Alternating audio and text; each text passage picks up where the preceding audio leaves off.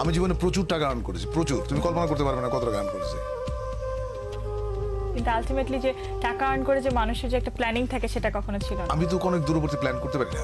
আচ্ছা, আমার খুব শর্ট টার্ম প্ল্যান, আগামী 2 মাস কি করবো, এর বেশি না।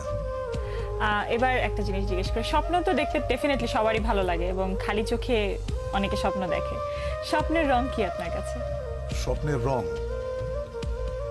সবগুলো রঙই তো স্বপ্নের। স্বপ্নের সব রং। এবার আরেকটা প্রশ্ন, হুমায়ুন ফরিদি কি এক্সট্রোভার্ট নাকি ইন্ট্রোভার্ট? এক্সট্রোভার্ট। এক্সট্রোভার্ট। হুমায়ুন ফরিদির সবচাইতে প্রিয় খাবার কি? মাছ। মাছ, কি মাছ? এনি ফিশ আদার দেন বোয়াল, হ্যাঁ। কালীবাউস, পুঁটি। রান্না করতে পারেন? হ্যাঁ। তাই? আবার নিজে রান্না করে খাওয়া হয়? হ্যাঁ, মাঝে মাঝে করি। এই গরমের জন্য করতে পারি না, শীতকালে রান্না করি। আচ্ছা। আর যখন কাজ থাকে না, যেমন শুটিং না